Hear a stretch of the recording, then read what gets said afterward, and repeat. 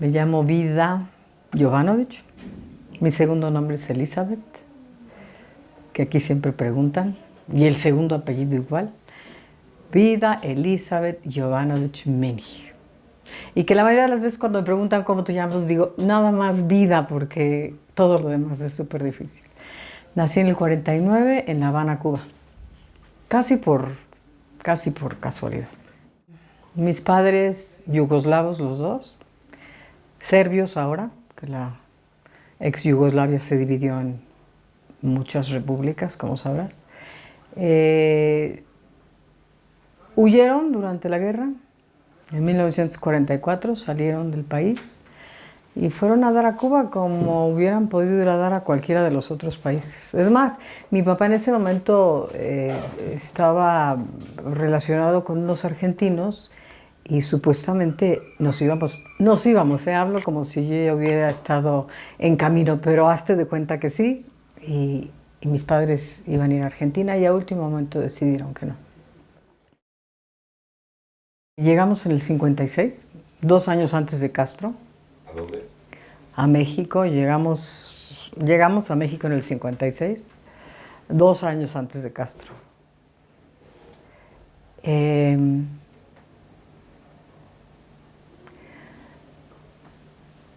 Yo recuerdo México en esa época súper bonito. Bueno, mis padres se enamoraron de México. Mi padre trabajó en muchas cosas hasta que por casualidad él de profesión era abogado, bueno, había estudiado leyes y economía, carreras que si no estás en tu país son muy difíciles, pero él era una persona increíble que lo que no sabía lo aprendía y lo aprendía mejor que nadie. Entonces, después de varios años se involucró con un grupo de inversionistas mexicanos en Cuba y así fue como lo invitaron a venir a México al Banco de Comercio Exterior. Y cuando ellos llegaron a México, bueno, les fascinó porque era una ciudad pues con las avenidas y las fuentes, muy, muy europea y muy, muy bonita, ¿no?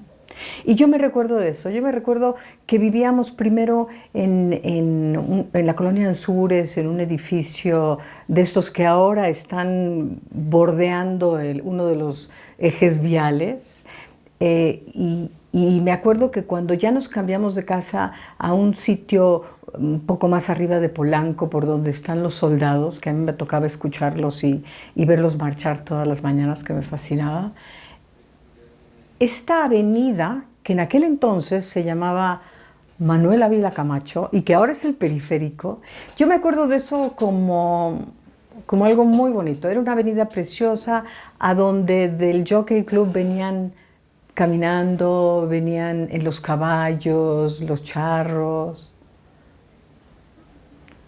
Y me acuerdo de esto que acabo de comentar, de esta necesidad mía de ser mexicana. Tengo muy borrado lo de Cuba por mis ganas enormes de pertenecer a donde yo llegaba. Y yo, bueno, me tomó mucho tiempo. Yo creo que hasta la fecha yo me siento totalmente mexicana y soy mexicana. Mi fisonomía me delata, mi nombre me delata. Pero cuando era pequeña, esta diferencia mía de todos los demás, o sea, la cara cuadrada, lo grande, lo alta, yo quería ser como los demás y yo no quería llamarme Vida, era una cosa. Yo me quería llamar como todo el mundo. Entonces mi segundo nombre es Elizabeth. Intenté, de pequeña, imagínate, intenté que todo el mundo me llamara Isabel, pero nadie, o sea, no funcionó. Y qué bueno que no funcionó, y qué bueno que no me operé las rodillas porque estaba yo necia, obviamente que era un juego, pero quería yo ser más chaparra, yo no quería ser tan alta. Entonces, ahora lo veo todo para atrás y digo, ¿qué es lo que era? Pero era yo una escuincla de 7, 8 años y yo quería ser como los demás, como las demás. Yo quería tener primos y primas y yo no tenía, éramos 4 miembros en la familia, incluyendo a mis padres. Entonces, eso lo pensé ayer, fíjate. Pienso que la fotografía estaba en mi vida desde siempre, con todo y que me tomó muchos años saber desde cuándo. Mi abuela, por ejemplo, tomaba fotos, sé que tenía un cuarto oscuro, a mi padre le encantaba, la primera cámara que me regalan fue una pequeña camarita Brownie que me regaló él. Pero cuando yo decido ser fotógrafa, eso es una cosa que me he cuestionado muchas veces, porque yo decido ser fotógrafa en una época en donde no había tantos fotógrafos, donde la fotografía era, pues no era lo que es ahora, que es una cosa fuertísima y que todas las artes usan la fotografía. Yo decido ser fotógrafa en esa época y cuando a mí se me pregunta, ¿qué te interesaría hacer? Yo contesté, fotógrafa, como si yo ya lo trajera de otra vida. Es que así de fuerte fue, así. Después me pongo a estudiar y a analizar y ver y averiguar que, bueno, que mi abuela y que a mi papá le gustaba y que él me regaló la primera camarita y que una vez que él muere y que yo estoy haciendo limpieza, me topo con esta pequeña fotografía mía, que fue un regalo. Porque para esto, cuando yo dije en casa que yo quería estudiar arte, quería estudiar fotografía, bueno, no, fue una cosa tremenda, para nada, o sea, ¿cómo?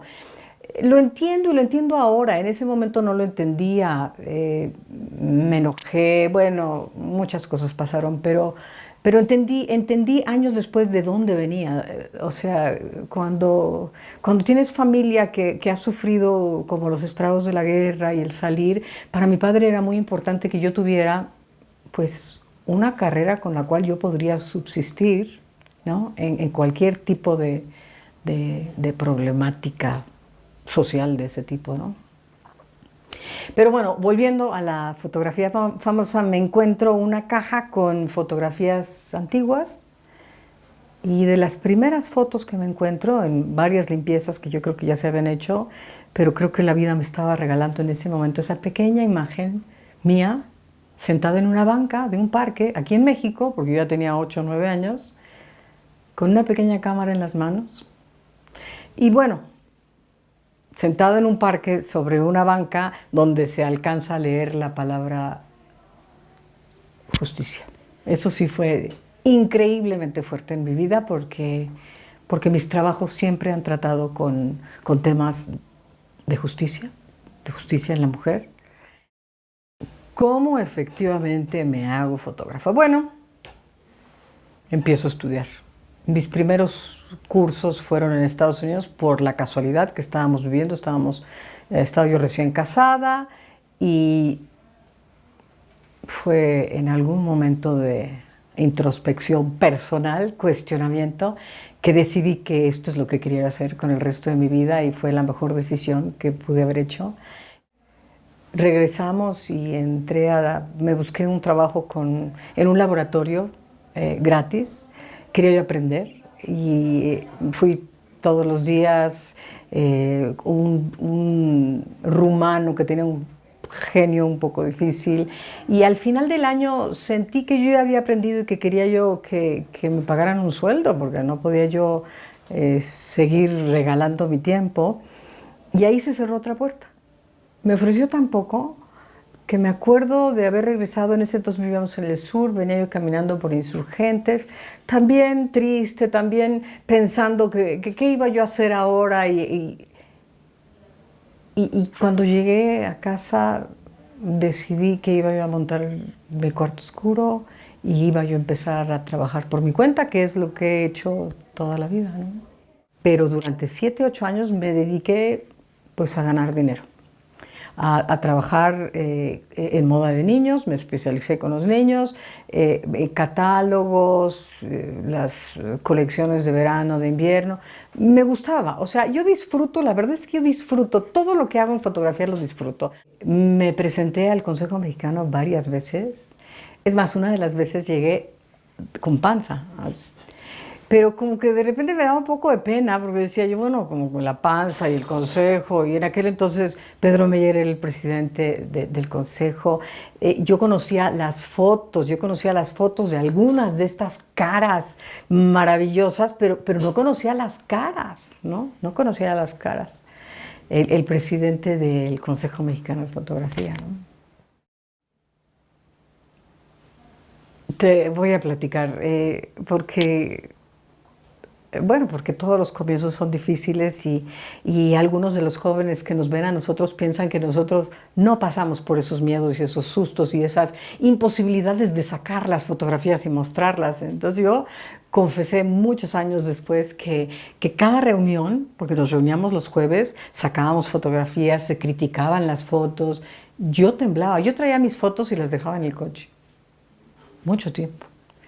Luego me animé y las sacaba y las ponía debajo de la silla. Y ahí se quedaban. Luego, ya después de mucho tiempo, es que me animé un buen día a sacar aquellas primeras fotos para mostrarlas. Me acuerdo de Adrián Bodek. Bueno, pues yo saqué mis fotos y seguramente voltearon y dijeron, ahora van a salir aquí las flores y los paisajes. Y entonces me acuerdo que fue el primero que se acercó. Teníamos que entregar 5 fotografías o 6, no me acuerdo, creo que fueron 5. Yo había seleccionado, soy muy cuidadosa y tremendamente autocrítica, así que yo ya tenía mi selección y me acuerdo que volteó y vio aquello así como con cara de asustó y volteó, no me acuerdo con quién, si eran, no sé, Gilberto, Carlos, no me acuerdo. ¡Vengan a ver esto! Y yo de repente sentí susto, pero como un alivio de ver, bueno, sentirme bien de que por lo menos ya había yo tenido el valor de sacar las fotografías. Lo del six-pack vino varios años después. O sea, ellos ya tenían su grupo bastante formado. Carlos Contreras, Adrián Bodek, Vicente Guijosa, Gilberto Chen. En aquel entonces estaba Agustín Martínez Castro y creo que Guillermo Soto, porque sí recuerdo algunas fotos de todos, ¿no? Y todos los veíamos, bueno, yo los veía así como un grupo genial, chistoso, muy, muy divertido, pero como un poco como Club de Toby, ¿no? Bueno, la verdad es que somos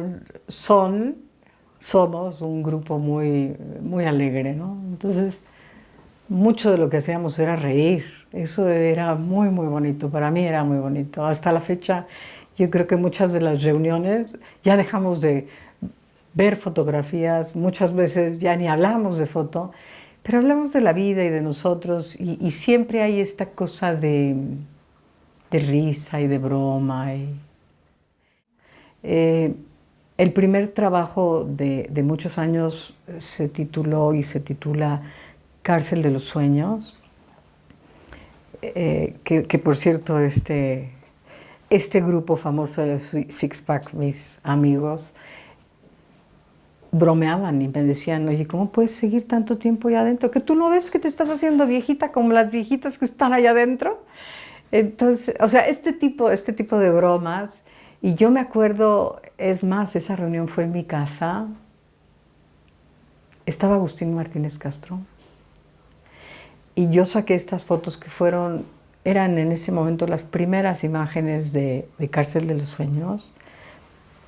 Y Agustín se puso a llorar. Y todos nos quedamos en silencio. Bueno, me da emoción porque, bueno, después murió. Pero aquella vez de la broma de que por qué no salía yo, la crítica que me preguntaste, lo que me ayudó fue a cuestionarme sobre efectivamente el tiempo que duran los proyectos, el hecho de cómo sabes cuándo debe de terminar un proyecto, qué es lo que se siente, porque cuando estás en estos proyectos te enamoras. Yo me enamoro del proyecto, me enamoro del espacio, me enamoro de lo que voy de lo que voy logrando al ir profundizando. Y aquella vez cuando me dijeron que me estaba yo haciendo viejita, igual que las viejitas, sí me lo cuestioné y dije, bueno, a lo mejor ya estoy en esto sin saber, repitiéndome. Regresé al asilo varias veces y me di cuenta y regresé con ellos a decirles que no era tiempo todavía, que algo iba a pasar, que yo iba a saber que no era tiempo, porque esto fue 3 años antes de que yo terminara el proyecto, en realidad, ¿no?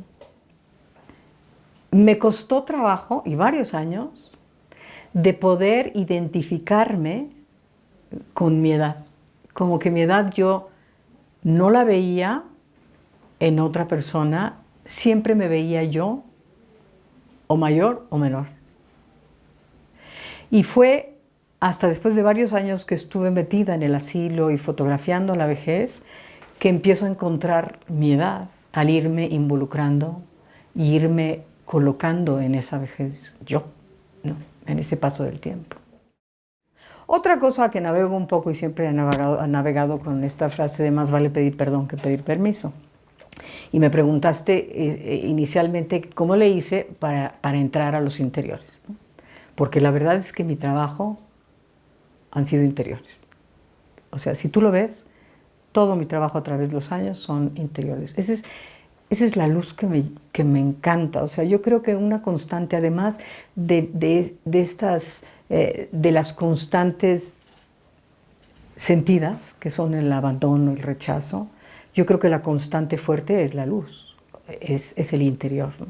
Yo me siento protegida en el interior.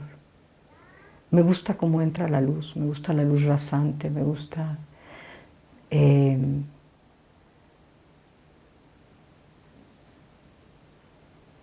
Pero entonces,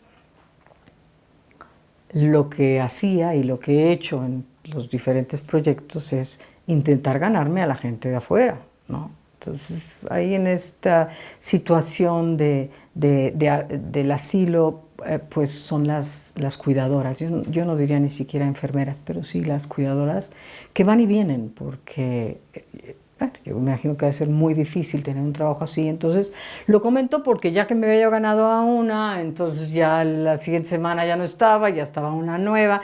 Y entonces llevo siempre la otra cámara y les tomaba yo fotos a color y hago conversación. Entonces, de esa manera me voy ganando y me voy quedando.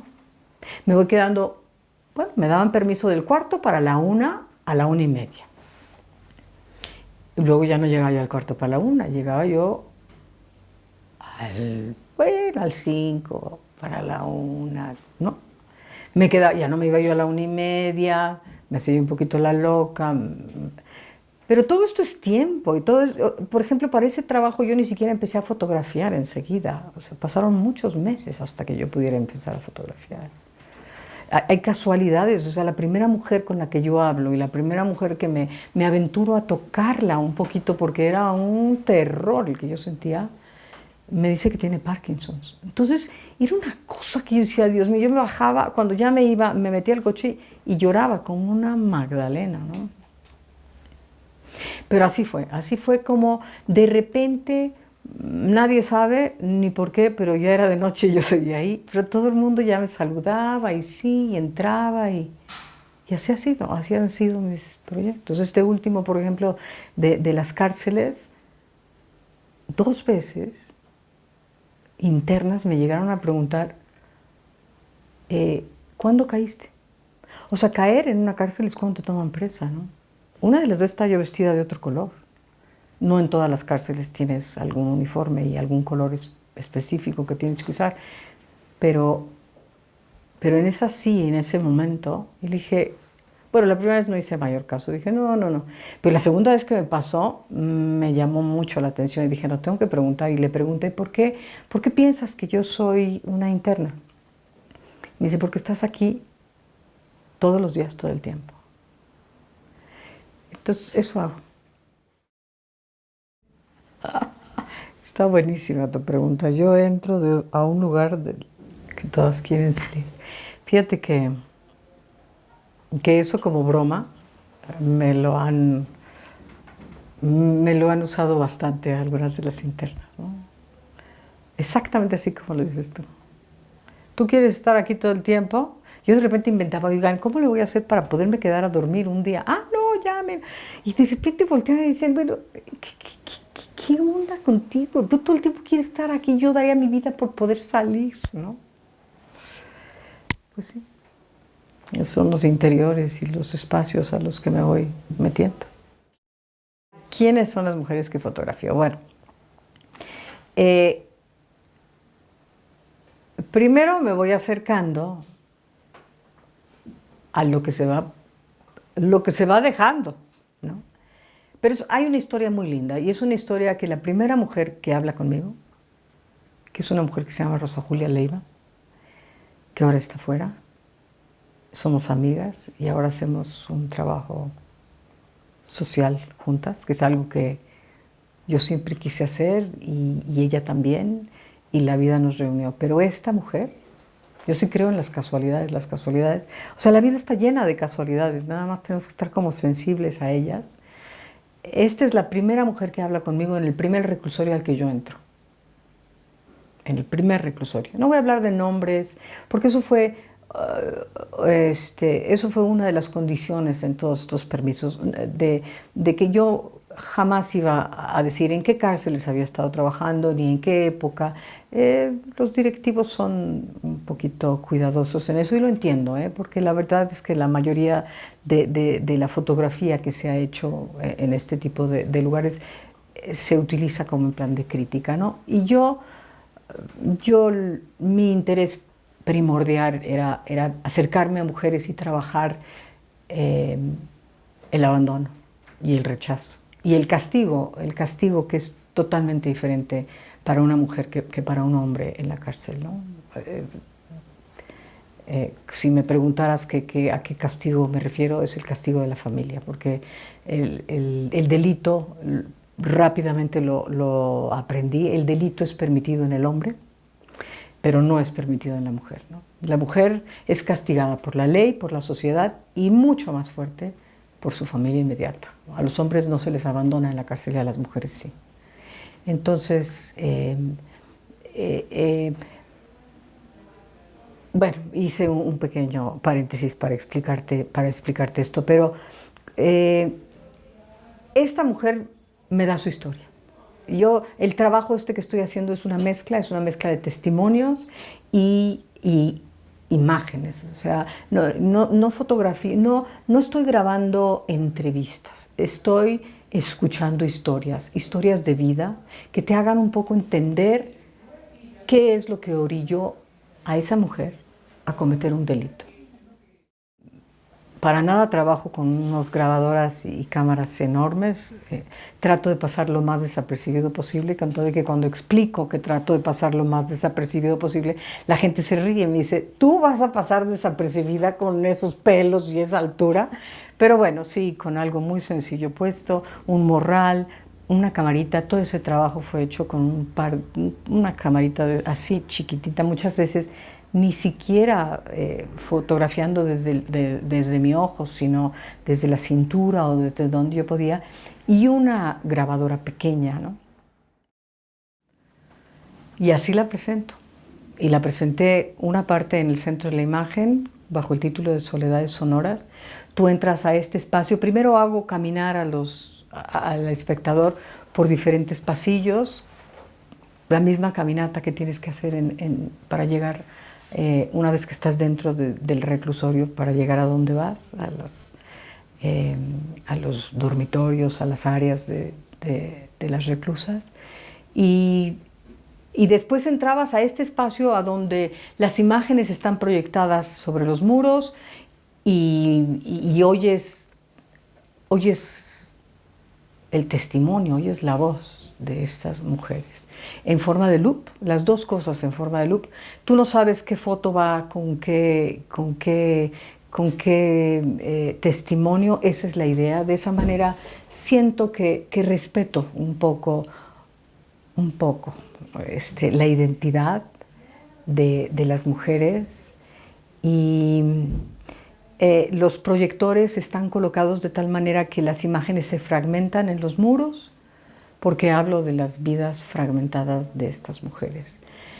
Me gusta la instalación, me gusta, sé que ahora parece que ya no está, que hubo un momento en que estuvo de moda, que si yo me había metido porque era moda, no, a mí me gusta sentir, eh, es- pero me gusta sentir que atrapo al espectador, ¿no? Que no tiene manera, o sea, dentro de esta instalación el espectador tenía que optar quedarse o salir. No estás viendo las imágenes en un muro o en una galería donde tú puedes darte la vuelta, puedes desentenderte. Estás y tienes que escuchar y tienes que ver, ¿no? Y yo creo que básicamente esa es la intención de mi trabajo. Mis trabajos siempre han sido sociales. Me remito a aquella banca que decía justicia. No sé por qué lo he hecho, pero siempre lo he hecho y probablemente lo seguiré haciendo porque creo en ello, porque pienso que es una manera mía de poder crear esa conciencia que necesitamos, porque vivimos un poco cada uno aislado del otro.